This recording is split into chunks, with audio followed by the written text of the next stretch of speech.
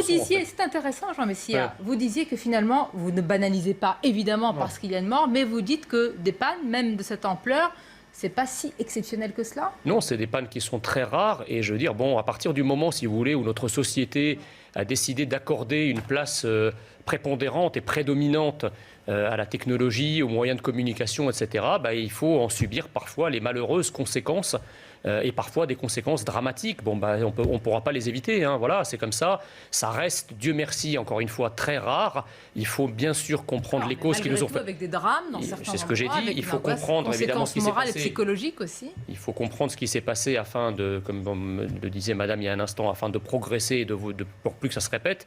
Mais malheureusement, voilà, la technique a parfois ses raisons que la raison ne connaît pas.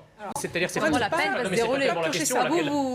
La question, c'est que moi, j'en ai rien à faire, moi, de ce qu'il fait dans son pays. Moi, ce qui compte, c'est que la France. Les victimes ont envie aussi que l'agresseur et que sa peine soit réellement appliquée. D'accord, mais déjà, le fait d'être expulsé hors de France et renvoyé dans son pays, c'est déjà une peine, d'accord? Ça, c'est une chose. La deuxième chose, c'est au moins comme ça, on protège définitivement la France d'un risque de récidive. Donc vous ne faites pas purger les peines en France, alors que vous demandez l'exécution des peines, donc vous voulez dire que les étrangers n'exécuteraient pas leurs peines. Nous avons entre 20 et 25% de prisonniers étrangers en France. Il n'y a aucune raison que le contribuable français paye pour leur détention en France. Il faut que ces gens, dès qu'ils sont condamnés, soient immédiatement expulsés. Et comme ça, au moins, on est débarrassé de ce problème. Et d'ailleurs, juste la deuxième chose... À quel délit? À chaque délit? Attendez, la deuxième chose, c'est que la libération des places de prison permet aussi de désengorger. On parle de l'insécurité de la chaîne pénale qui est verrouillée en son bout par l'absence de places de prison. Quand on aura vidé entre 20 et 25% des places de prison, eh bien, on pourra effectivement en faire un peu plus. Voilà, parce qu'on mélange un peu tout. On a effectivement un manque de places de prison. Ça, il nous en manque 15 à 20 000. On est d'accord. Il y a effectivement... Ça tombe bien, il y a 15 000 prisonniers étrangers. Il y a 20% de détenus étrangers, mais pour une victime, elle a besoin d'avoir la certitude que son agresseur soit jugé et condamné, et qu'elle purge sa peine. Et ça, si on la relâche dans son pays d'origine, si on l'expulse, avant même d'avoir purgé sa peine, elle sera comme lâchée dans la nature. Je ne suis pas d'accord avec ça, parce que ce raisonnement-là... Elle pourra même revenir aussi vite qu'elle est arrivée en France. Monsieur le maire, ce raisonnement-là serait valable si, effectivement, on avait une justice en France qui soit une justice ferme, qui condamne fermement, qui applique les peines fermement, ce qui n'est pas le cas. Donc, effectivement, je pense que ces gens-là, lorsqu'ils vont être envoyés dans leur pays, ils vont savoir de quel côté sont leurs amis. En France, la justice, c'est de la calinothérapie pour beaucoup de gens. Ah, écoutez. Pas pour ça, je vous ai donné les chiffres à l'instant. Est-ce qu'il a toujours tort? On commentait un sondage, Madame Mabrouk, sur votre antenne la semaine dernière sur l'efficacité de la justice et le sentiment qu'en ont les Français. Donc on ne peut pas avoir ce type de sondage et venir me critiquer parce que je dis que la justice est laxiste.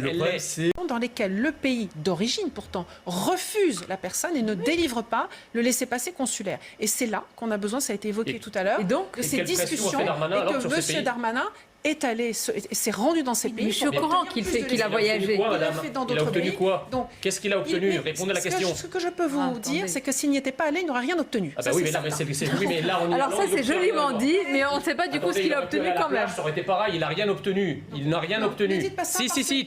Et c'est pas moi qui le dis, c'est tous les journaux. Attendez, Jean Messia, c'est plus compliqué. Vous n'êtes pas dans ces négociations. Non, mais attendez, j'ai été dans la diplomatie pendant des années. Je sais très bien que quand la France impose quelque chose, on lui dit oui. Justement. Il faut maintenir des relations plutôt équilibrées. Parce que si vous tapez d'un côté, vous voulez une bonne coopération.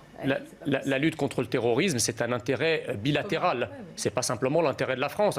Quand on regarde ce que Erdogan, par exemple, fait avec les migrants, Erdogan n'obtient pas des choses en disant si vous lâchez pas sur tel et tel montant, moi je vous libère 3 millions de migrants dans la gueule.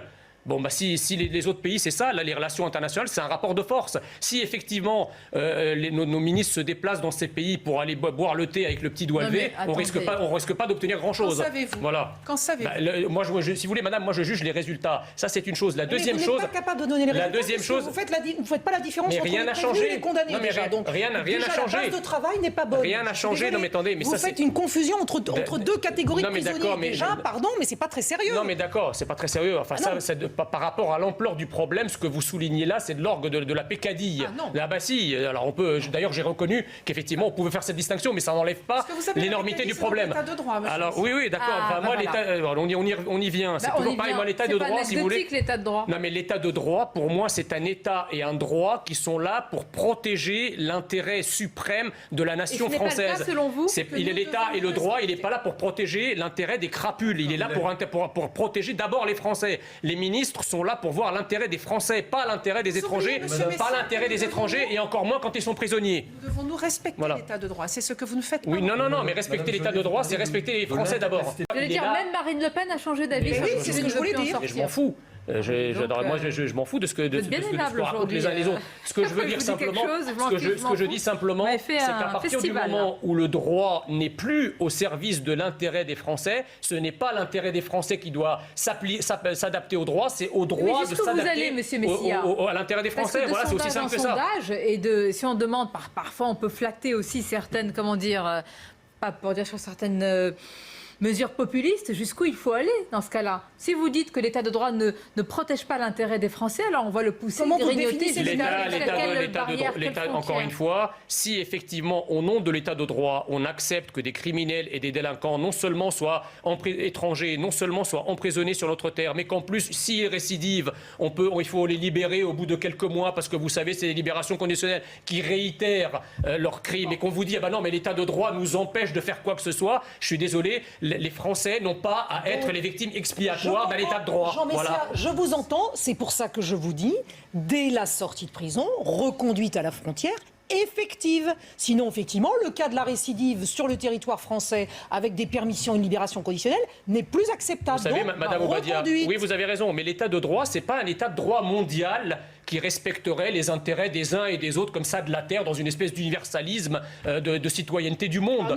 L'état de droit, l'état de droit. Non, c'est toujours le cas dans la tête des élites dirigeantes, c'est le cas. L'état de droit, il s'intègre dans un pays qui s'appelle la France et qui a un peuple qui s'appelle les Français. Je le connais bien, j'en fais partie. Voilà, exactement. Donc déjà, il faut être polarisé là-dessus. Voilà, l'état de droit pour les étrangers, on s'en fout. C'est les Français qui comptent. C'est une honte ce que vous dites. Non. C'est vraiment.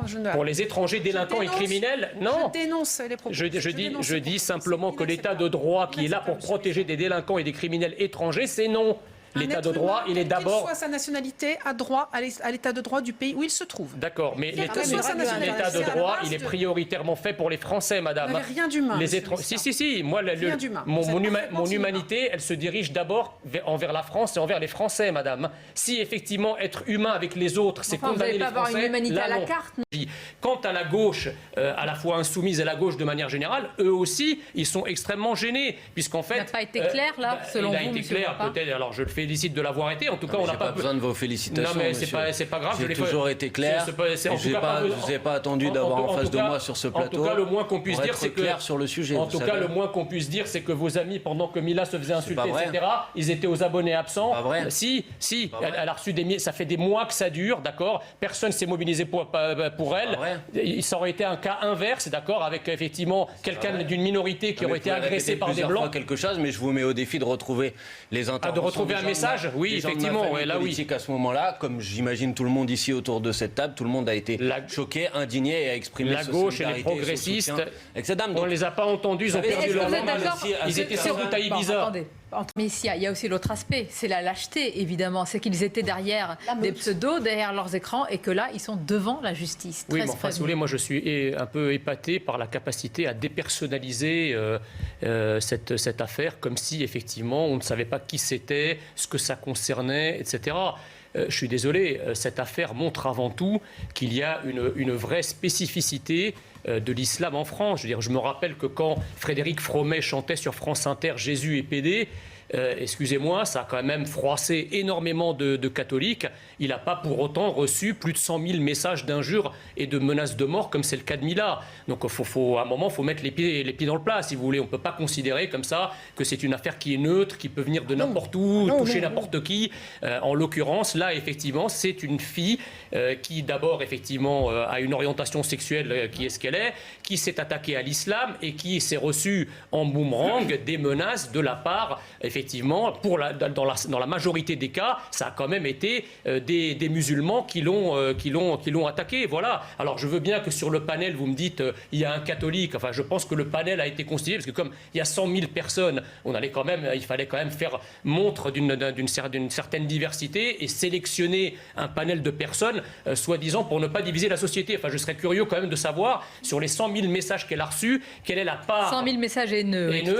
Quelle est la part, effectivement, de messages émanant de musulmans. Je pense que c'est quand même une très, très écrasante majorité. Ce procès, en plus, n'est pas simplement le procès des gens qui ont agressé Mila, c'est aussi le procès de toutes les associations féministes, de toutes les associations LGBT qui n'ont pas eu le courage de se porter partie civile dans le procès. C'est la fin de la convergence des luttes. Et pourquoi ? Parce qu'en fait, ils sont pris dans une espèce de bug idéologique, étant donné que les haineux ne sont pas exactement ce qu'ils attendent, c'est-à-dire pas des blonds aux yeux bleus. Donc effectivement, ils s'abstiennent de défendre. C'est comme si la haine, quand elle vient d'autres canaux que la haine blanche, entre guillemets, finalement, c'est open bar et personne ne réagit. Il y a une chose qui est certaine, c'est que les associations féministes de lutte aussi contre l'homophobie, si elles veulent se manifester, c'est maintenant. Mais elles ne le feront pas. Tout simplement. D'ailleurs, elles sont aux abonnés absentes pour des raisons qu'on sait. Et effectivement, il y a une autre chose qu'il faut aussi souligner, c'est que là, c'est effectivement le pic d'un iceberg de haine qui gangrène toute la société. C'est le dernier avatar du communautarisme qu'on a abreuvé, biberonné de subventions. Voilà ce que ça donne. Voilà le résultat de 40 années de gauche au progressisme. Toutes les haines sont confondues. Toutes les haines sont confondues. Certes, mais enfin et elles passent justement par un message de haine sexuelle qui, et qui peut converger aussi avec une forme de radicalisme religieux, qui, moi, me heurte particulièrement dans l'affaire de Mila. C'est-à-dire qu'on a une convergence de toutes les haines qui peuvent être cumulées en 2021 en France. C'est inacceptable. Où est passée Madame Avia, celle qui était la spécialiste de la lutte contre la haine en ligne ? En fait, ce n'est pas la lutte contre la haine en ligne, c'est la lutte contre certaines haines seulement. La défense des personnes homosexuelles ou lesbiennes est assez peu présente pour prendre la défense de Mila. Il y a une gêne. Ça, on ne peut pas leur enlever. Mais c'est normal. Enfin, je veux dire, tous ces gens qui l'ont attaqué sont probablement beaucoup votent la France insoumise. Donc c'est aussi pour ça que la France... C'est aussi pour ça que la France insoumise est si discrète. Oui, moi, je suis très discret. C'est votre électorat en même temps. Oui, bien sûr.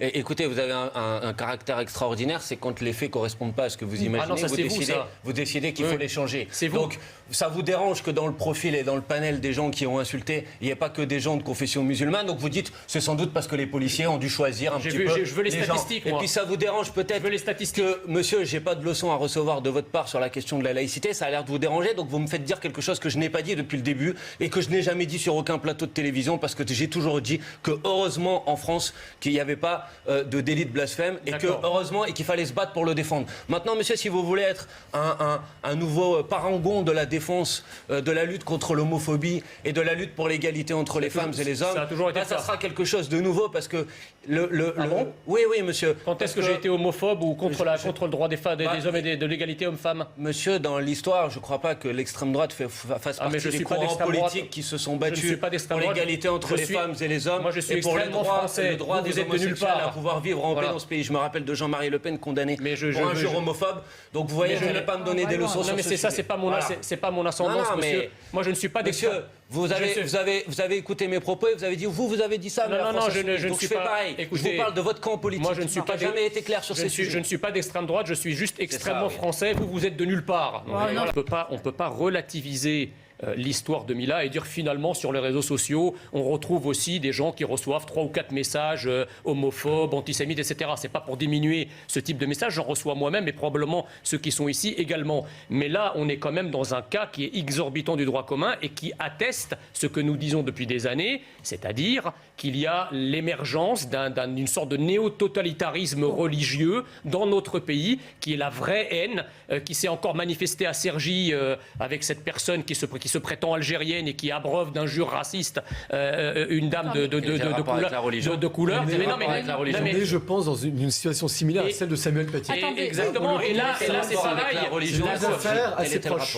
Assez proche, effectivement, avec une instrumentalisation de la religion, avec une haine, un déferlement de haine, avec une viralité. Quel est le rapport de la religion? terrible. Quand le mec vous dit je vous jure sur le Coran, Allah, etc., il met la religion au cœur de son propos.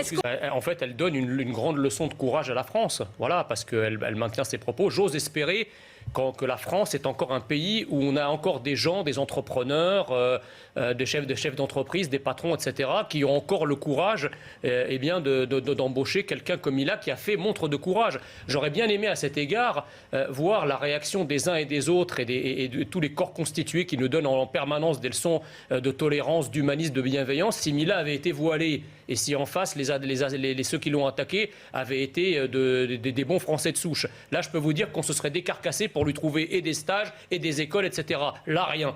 Ça pose aussi la question, je suis désolé de revenir là-dessus, mais ça pose aussi la question de la compatibilité de l'islam avec la République, puisqu'on voit bien qu'effectivement, il y a encore une fois une spécificité là qu'on ne retrouve dans aucune autre religion. Quand Charlie Hebdo a fait une ordurière sur des rabbins, oui, mais n'essentialisons pas. L'islam, attendez, il ne faut pas confondre l'islam et les musulmans. Là, je parle d'une religion. Pour le coup, je dis exactement ce que disait M. Bompard, c'est-à-dire qu'il fait c'est-à-dire qu'on a le droit de critiquer toutes les religions. Il n'y a pas de privilège ou d'immunité d'une religion qui interdirait de la critiquer. Attendez.